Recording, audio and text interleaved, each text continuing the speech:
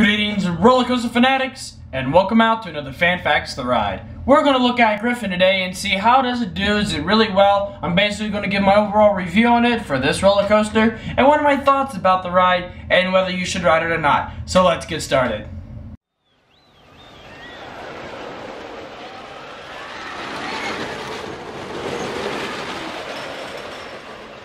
So Griffon is basically self-explanatory. It's themed to a beast that has a body of a lion but a head of an eagle. And it's centered around France, how it lived in these caves and stuff like that. It was a mythical bird. It was fantastic. But the ride itself is a B&M dive roller coaster.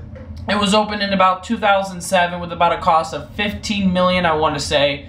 And the overall height is 205 feet. That's the height and the drop of the ride. It features two inversions, both are Immelmans, and got about a 3,108 foot length of track.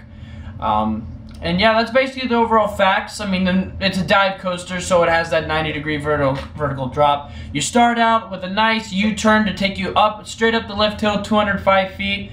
You do another U-shaped turn, and then you hang over the 205-foot drop. Really fun. It's a really fun experience just right then and there to feel that sensation of when are you going to drop. Because at Busch Gardens Williamsburg, I don't know if it's anywhere else, but at Busch Gardens Williamsburg, it is randomized. You could be there for 4 seconds, you could be there for 10 seconds. You really have no idea when you're going to drop. It is really fun. And then you go into the drop, and that's the thing with these dive coasters, and they do really well at that. The vertical, straight down drop is unbelievable. It's probably what really makes the ride, is that one spot, and it's really fun. You can sit in the middle, sit in the sides, because they do sit 10 people per row. It still has a record for that, where it has 10 people per row. There's 3 rows, so 30 riders per train.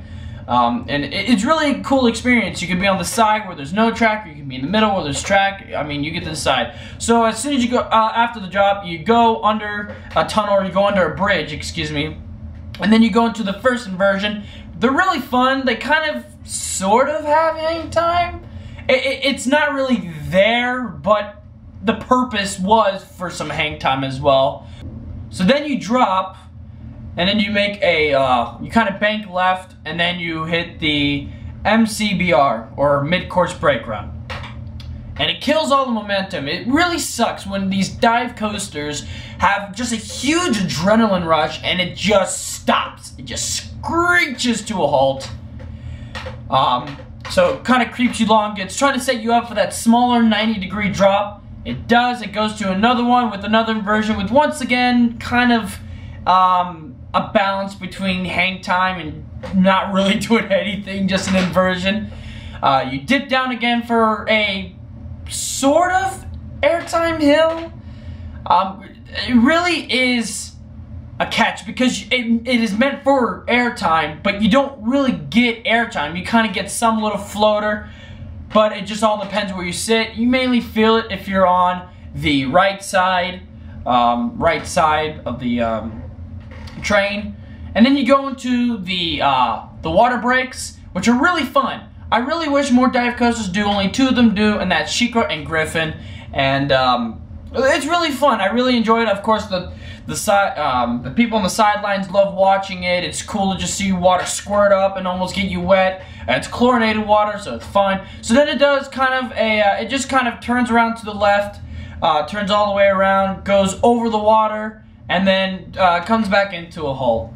Overall, it's a neat experience. Dive coasters are very unique that way. It's very fun, but it's so unbelievably short. These dive coasters are very notorious for being very short and just done automatically. Now, I do have to say this. Of course, operations are really good, but there's one thing that I find interesting. A lot of people say there's not really any theming at all to this ride. When you really do take detail, there is some theme there.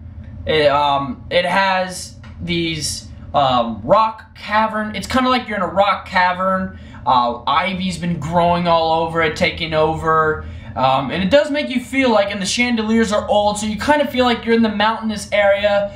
and you do feel like you're going to greet this bird. But yes, I do agree, there's a huge lack of theming for Busch Gardens Park, but there is still theming there, just not a lot.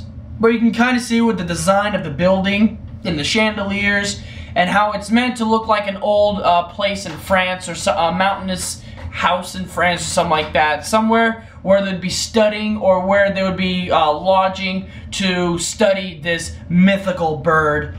And it's really well done. I think it's good enough for a dive coaster. Yes, there could have been more, but at least there's theming there. That's what I do like. Overall, I do recommend this ride, and it's really fun. Nighttime is just as much fun. Really good. I'm gonna give Griffon at Busch Gardens Williamsburg a B+.